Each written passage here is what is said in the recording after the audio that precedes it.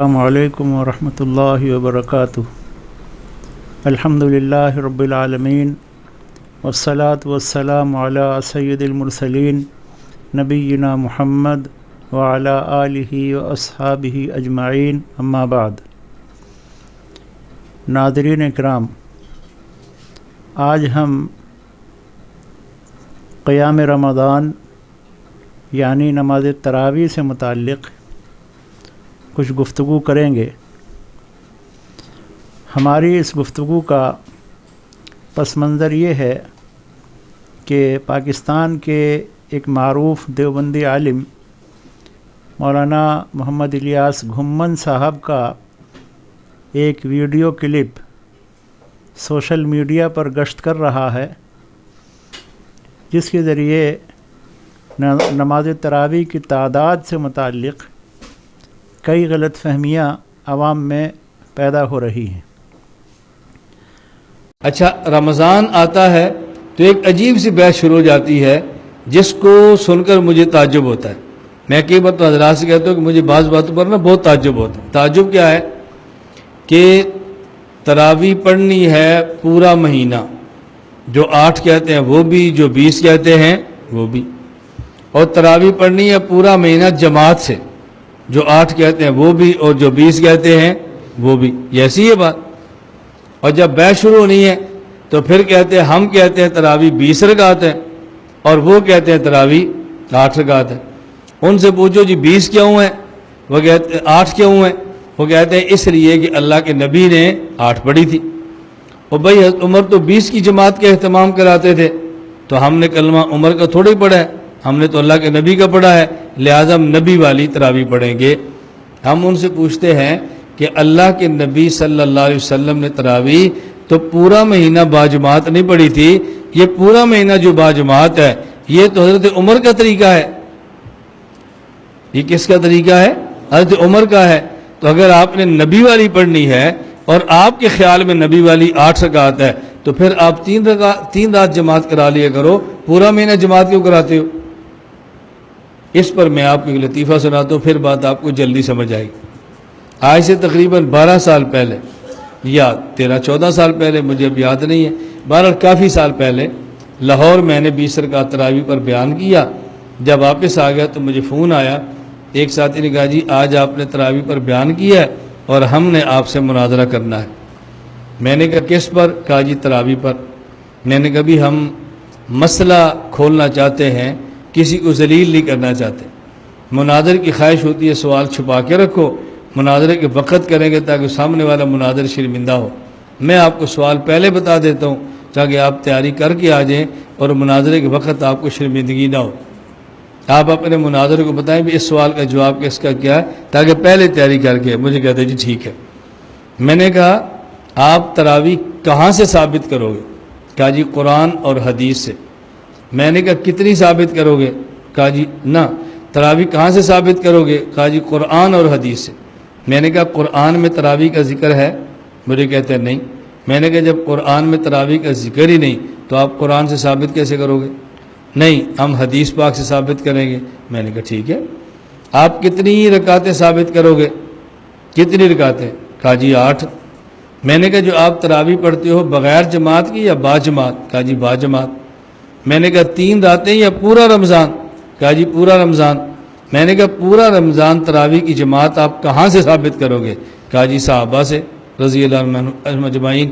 میں نے کہا تو پہلے قرآن حدیث سے کہہ رہا تھا، پہلے قرآن چھوڑا پھر حدیث چھوڑی، اب کہتے ہیں صحابہ سے۔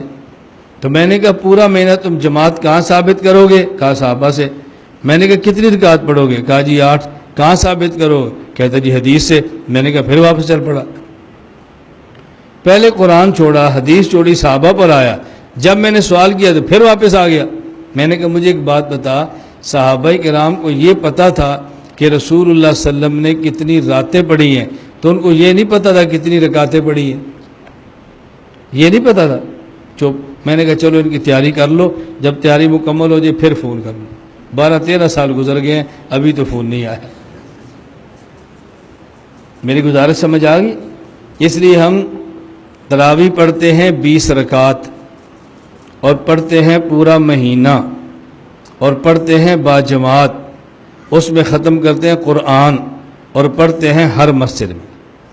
کتنے کام کرتے ہیں؟ نمبر 1 تراویح 20 رکعت، نمبر 2 پورا مہینہ، نمبر 3 باجماعت، نمبر 4 ہر مسجد، نمبر 5 ختم قرآن۔ اب یہ ہے پورا عمل۔ ہمارے تبلیغ والے کہتے ہیں اللہ نے کامیابی پورے دین پر چلنے میں رکھی ہے، تو پھر پوری دلیل دینی چاہیے نا۔ کوئی ایک حدیث پیش کر دو کہ رسول اللہ صلی اللہ علیہ وسلم نے 8 رکعت پڑھی ہو، پورا مہینہ پڑھی ہوں، باجماعت پڑھی ہوں، اور مسجد نبی کے علاوہ اور مساجد میں بھی حکم دیا ہو اور پھر ختم قرآن کیا ہو، جو تمہارا عمل ہے کوئی ایک حدیث پیش کر دو۔ اب رسول اللہ صلی اللہ علیہ وسلم کی بجائے کچھ صحابہ سے لیں گے، کچھ بزرگوں سے لیں گے، اور جب ہم کہتے ہیں کہ بزرگوں سے یہ سنا ہے تو کہتے ہیں کلمہ بزرگاں دا پڑھے ہے کہ حضور پاک دا پڑھے؟ اب آپ ثابت کر دو۔ گزارش سمجھ آ گئی؟ اس لیے کبھی آپ کو تراویح پر گفتگو کرنی پڑے تو فوراً آدھے عنوان پر بات نہ کیا کرو، یہ تسی آپ کہتے ہو 20 ہے، ہم کہتے ہیں 8 ہے، 20 پہ دلیل لاؤ۔ کہا نہیں، آپ کتنی تراویح پڑھتے ہو اس سے پوچھو کہ جی 8، کو جی 2-4 دن یا پورا مہینہ؟ کہا جی پورا مہینہ۔ اکیلے اکیلے یا باجماعت؟ کہے گا جی باجماعت۔ ایک مسجد میں یا ہر مسجد میں؟ کہا جی ہر مسجد میں۔ اس میں قرآن ختم کرتے ہو کہ صورتیں؟ کہا جی قرآن۔ کو جی اب بسم اللہ پڑھو، لاؤ حدیث۔ نہیں ہم تو پورا قرآن نہیں پڑھتے، صورتیں پڑھتے ہیں۔ چلو ٹھیک ہے، لاؤ حدیث، اللہ اللہ خیر سے لاؤ حدیث۔ نہیں ملتی، چلو تعلیم الاسلام میں دیکھ لو، بہشتی زیور میں دیکھ لو، دیکھو فقہ کتابوں میں سارے مسئلے لکھے پڑے ہیں۔ آپ فقہ کا انکار کر دو، حدیث سے دکھا دو، اور جب نہیں دکھا سکتے پھر فقہ کو مان لو۔ تو عبادات کے لیے ضروری ہے عبادت کا وقت، عبادت کا مقام، اور عبادت کو سمجھنے والے علماء۔ ان 3 چیزوں کا خیال کریں گے تو عبادات بہتر ہوگی، اور انشاءاللہ آخرت بہت عمدہ ہو جائے گی۔ اللہ ہمیں دنیا بھی اچھی عطا فرما دے، اللہ تعالی ہم سب کو آخرت بھی اچھی عطا فرما دے۔ لا إله إلا الله، لا إله إلا الله، لا إله إلا الله، ما لنا رب سوى. لا إله إلا الله، لا إله إلا الله. ان باتوں کا جائزہ لیں گے۔ رمضان کا مہینہ جب آتا ہے تو جہاں بہت سے مسائل زیر بحث ہوتے ہیں، ان میں ایک مسئلہ نماز تراویح کی رکعات کا، تعداد رکعات کا بھی ہوتا ہے۔ حالانکہ اس سلسلے میں علماء نے ضخیم اور چھوٹی ہر طرح کی کتابیں مرتب کی ہیں اور اپنے اپنے موقف پر دلائل جمع کیے ہیں۔ 11 رکعات سے لے کر 41 رکعات تک کا ذکر محدثین، فقہا اور شارحین حدیث نے اپنی کتابوں میں کیا ہے۔ آپ جانتے ہیں کہ یہ نماز نفل نماز ہے، اور یہ وہی نماز ہے جسے ہم عام ایام میں تہجد کی نماز کہتے ہیں۔ رمضان کے مہینے میں اس نماز کی اہمیت عام دنوں سے زیادہ ہوتی ہے، اجر و ثواب کے اعتبار سے بھی، اور اس نماز کی ادائیگی کے سلسلے میں جو سہولیات امت کو دی گئی ہیں ان کے اعتبار سے بھی۔ نماز تراویح یا قیام رمضان، اس کی تعداد کتنی ہے اس پر بڑی بحث ہوتی ہے اور لمبی چوڑی بحث ہوتی ہے۔ معاوتر 11 رکعات یہ مسنون ہے، اور امت کے اکثر علماء نے معاوتر 11 رکعات ہی کو مسنون تسلیم کیا ہے۔ نوافل کے اعتبار سے بعض علماء نے اس کی تعداد میں اضافہ بھی کیا ہے اور اضافے کو جائز بھی قرار دیا ہے۔ جماعت اہل حدیث کا موقف یہی ہے کہ قیام رمضان کی مسنون تعداد مع وتر 11 رکعت ہے۔ اگر عام نوافل کے طور پر کوئی شخص اضافہ کرتا ہے تو یہ بھی جائز ہے، درست ہے، اس میں کوئی حرج نہیں ہے۔ علماء نے اپنی کتابوں میں اس کی تفصیل بیان کی ہے۔ الیاس گھمن صاحب دیوبندی علماء میں ایسے عالم ہیں جو اپنے مسلک کی حمایت میں کہیں تک بھی چلے جائیں تو انہیں اس کی کوئی پرواہ نہیں ہوتی۔ وہ جھوٹ بولیں، مکر سے کام لیں، دھوکہ دیں، کہانیاں گھڑ لیں اور فرضی واقعات وہ گھڑ لیں، انہیں اس کی کوئی پرواہ نہیں ہوتی۔ ہمیں بڑی حیرت ہے کہ ہم میں سے ہر شخص کو اللہ کے یہاں جانا ہے اور اپنے تمام چھوٹے بڑے اعمال کا حساب دینا ہے۔ یہ علماء جو اپنے مسلک کی اندھی حمایت کی خاطر عوام کو دھوکہ دیتے ہیں اور مکر و فریب سے گفتگو کرتے ہیں، وہ کس طرح اللہ تعالیٰ کو جواب دیں گے، کیسے اللہ کے سامنے کھڑے ہوں گے کہ انہوں نے دنیا میں اپنے علم کے ذریعے، اپنی زبان پر قدرت کے ذریعے عوام کو گمراہ کیا اور غلط فہمیاں ان کے درمیان پیدا کی۔ جس ویڈیو کلپ کا ذکر ہم کر رہے ہیں اس میں جو چند باتیں انہوں نے بیان کی ہیں، ان میں ان کا ایک بڑا دعویٰ یہ ہے کہ حضرت عمر رضی اللہ تعالی عنہ نے 20 رکعت نماز تراویح کا باجماعت نظام قائم کیا اور تمام صحابہ بھی اسی کے پابند تھے۔ یہ ان کا دعویٰ نہایت کمزور ہے، اس کی کوئی صحیح دلیل نہیں ہے۔ ہمارے علماء نے ہمیشہ اس بات کو لکھا ہے اور میں پوری ذمہ داری کے ساتھ یہ عرض کر رہا ہوں کہ حضرت عمر رضی اللہ تعالی عنہ سے کسی بھی صحیح سند کے ساتھ 20 رکعات تراویح کا ثبوت نہیں ہے، نہ انفرادی طور پر اور نہ باجماعت۔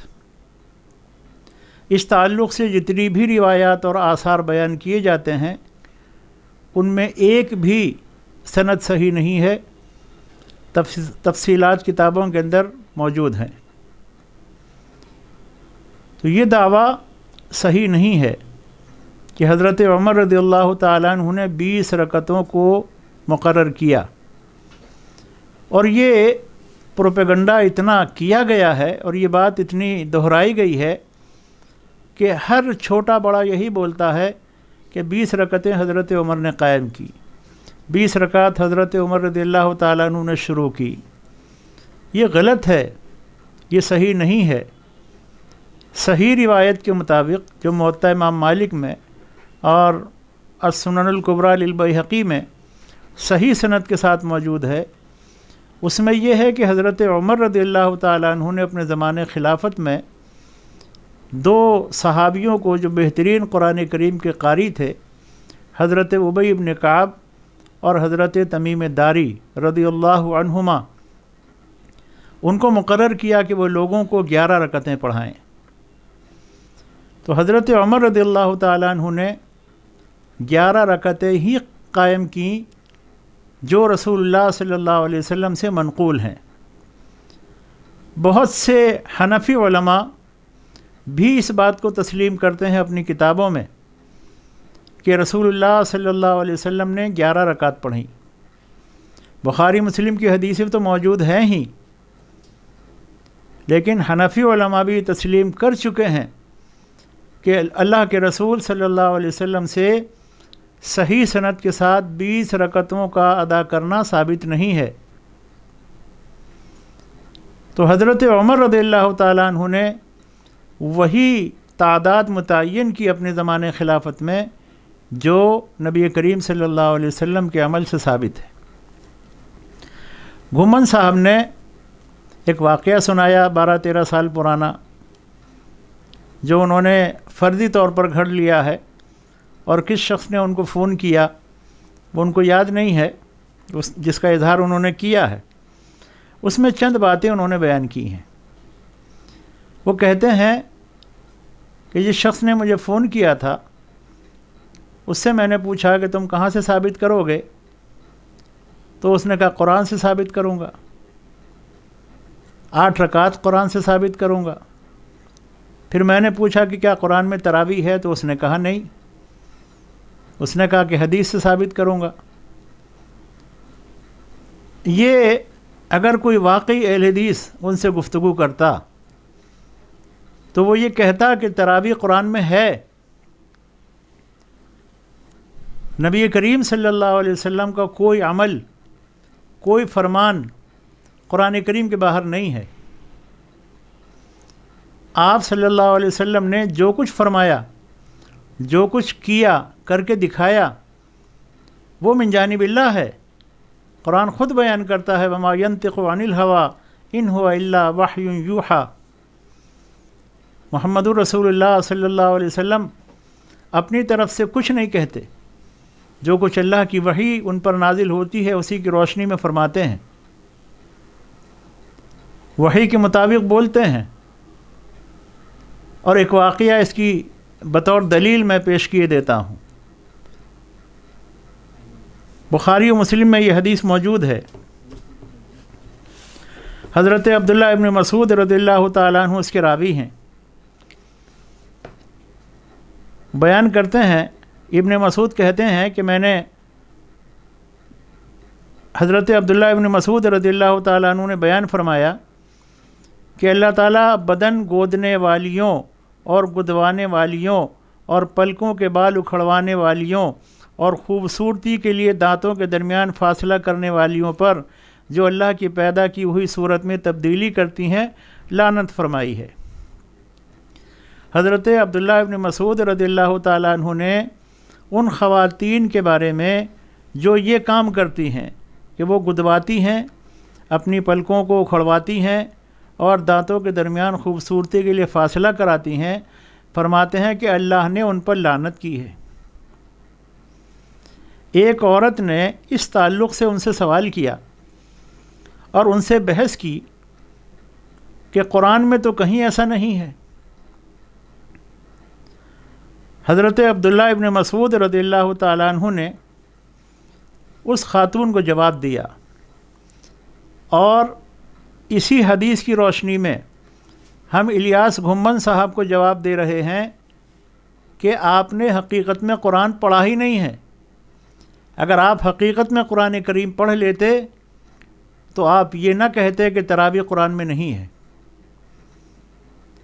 حضرت عبداللہ ابن مسعود رضی اللہ تعالیٰ عنہ اس خاتون کو جو ان سے بحث کر رہی تھی اس کو جواب دیتے ہوئے فرماتے ہیں، مجھے کیا ہے کہ میں اس پر لعنت کیوں نہ کروں جس پر رسول اللہ صلی اللہ علیہ وسلم نے لعنت فرمائی ہے، اور وہ اللہ کی کتاب میں موجود ہے۔ وہ فرماتے ہیں کہ اللہ کی کتاب میں موجود ہے۔ دلیل کیا ہے؟ اللہ تعالیٰ فرماتا ہے اعوذ باللہ من الشیطان الرجیم وما آتاکم الرسول فخذوہ وما نہاکم عنہ فانتہوا۔ اللہ تعالیٰ فرماتا ہے رسول تمہیں جو حکم دیں وہ لے لو، اور جس سے تمہیں روک دیں اس سے رک جاؤ۔ بطور دلیل انہوں نے یہ آیت پیش کی کہ جب اللہ قرآن میں یہ فرما رہا ہے کہ رسول جو دیں اسے لے لو، جس سے روک دیں اس سے رک جاؤ، تو رسول اللہ صلی اللہ علیہ وسلم نے جو کچھ بیان فرمایا، جو کچھ کر کے دکھایا، وہ قرآن ہی میں ہے، اور یہی کہا جائے گا کہ یہ قرآن میں ہے۔ اس لیے الیاس گھمن صاحب، تراویح قرآن میں ہے، قیام رمضان قرآن میں ہے، اور نبی کریم صلی اللہ علیہ وسلم کی تمام سنتیں قرآن میں ہیں، کیونکہ اللہ بیان فرماتا ہے وما آتاکم الرسول فخذوہ وما نہاکم عنہ فانتہوا۔ رسول جو دیں اسے لے لو، اور جس سے روک دیں اس سے رک جاؤ۔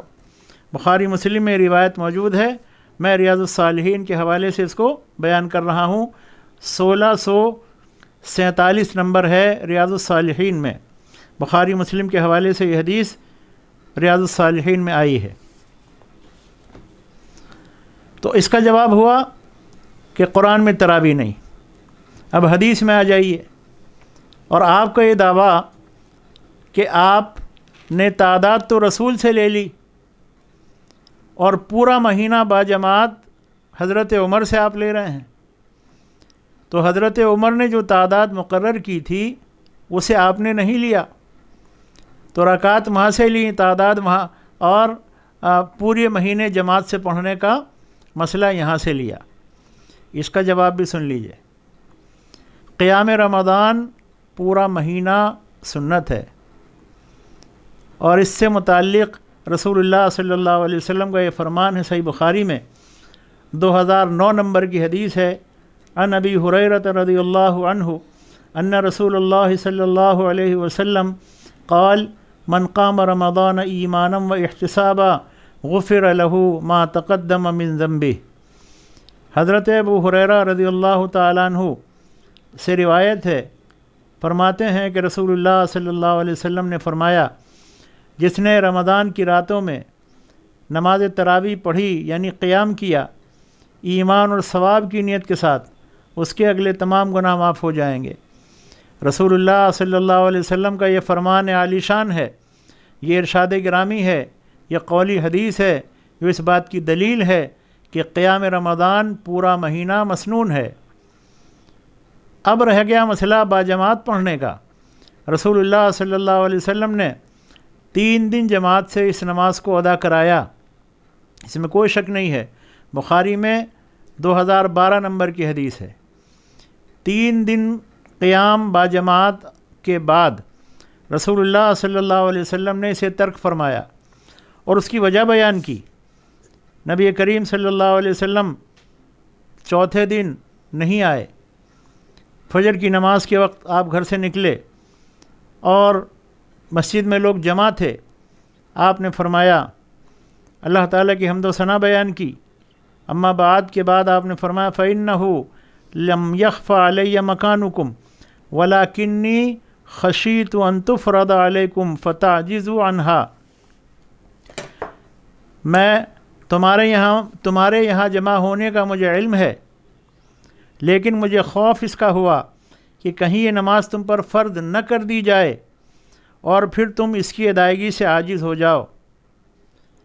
نبی کریم صلی اللہ علیہ وسلم نے نماز تراویح یا قیام رمضان کی جماعت کو ترک فرمانے کی وجہ بیان فرمائی کہ مجھے خوف ہے کہ کہیں یہ نماز تم پر فرض نہ کر دی جائے اور پھر تم اس کے ادا کرنے سے عاجز ہو جاؤ۔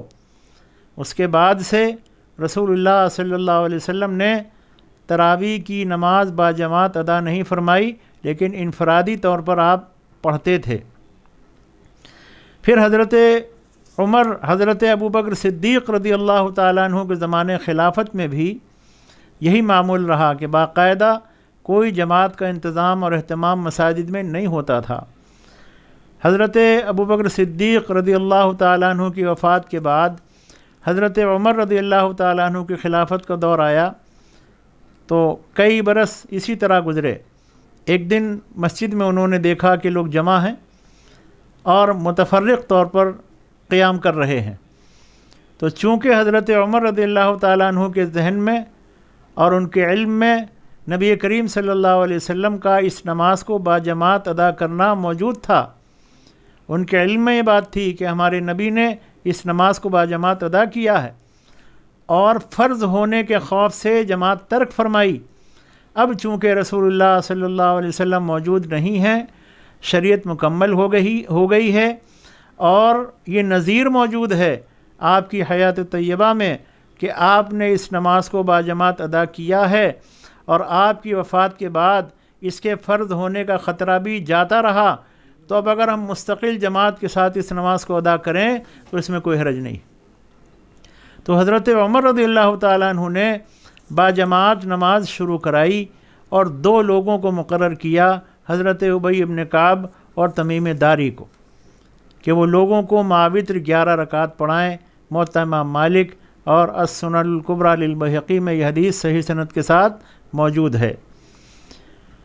تو اب نماز تراویح یا قیام رمضان پورا مہینہ پڑھنا تو حدیث سے ثابت ہوا، جماعت سے ادا کرنا بھی حدیث سے ثابت ہوا، اور فرضیت کے خطرے کا بھی مسئلہ ختم ہو گیا۔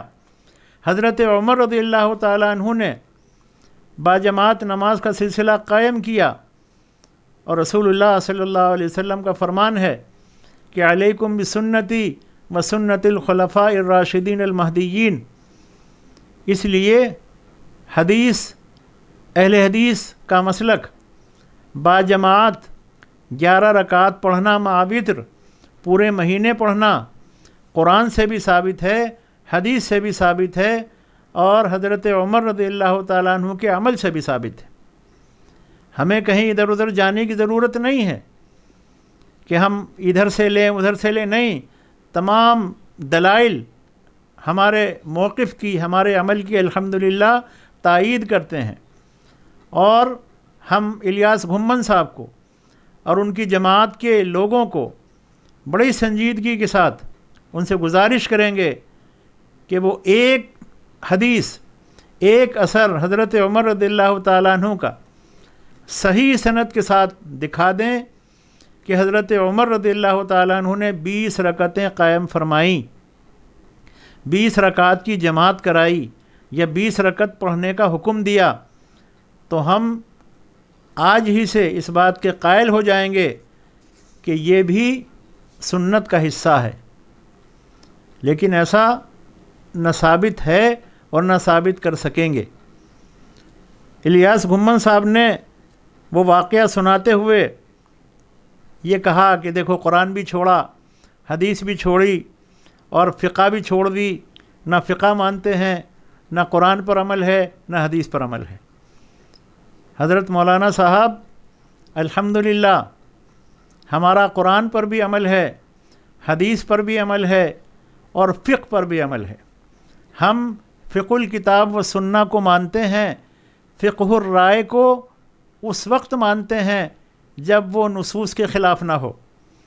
ایسی فقہ جو نصوص کتاب و سنت کے خلاف ہو اسے ہم تسلیم نہیں کرتے ہیں، اور یہی تمام صحابہ کا، تمام ائمہ کا منہج و مسلک ہے کہ کسی کی بھی بات اگر کتاب و سنت کے دلائل کے خلاف ہو تو اسے قبول نہیں کیا جائے گا۔ تو اب آپ کا یہ دعویٰ کہ پورا مہینہ اگر پڑھنی ہے تو 20 رکعت پڑھو، جماعت سے پڑھنی ہے تو 20 پڑھو، یا اس کی کوئی حدیث دکھاؤ، تو 8 رکعت تراویح کی حدیث تو بخاری مسلم میں موجود ہے، اور حنفی علماء تسلیم کر چکے ہیں کہ رسول اللہ صلی اللہ علیہ وسلم نے سے 20 ثابت ہی نہیں ہے، آپ صلی اللہ علیہ وسلم نے 8 ہی پڑھی ہیں، وتر سمیت 11 رکعت پڑھی۔ یہ تسلیم شدہ مسئلہ ہے، اس میں کوئی اختلاف نہیں ہے، تمام محققین علماء نے اس کو تسلیم کیا ہے۔ اور اسی کے ساتھ ختم قرآن کا مسئلہ ہے۔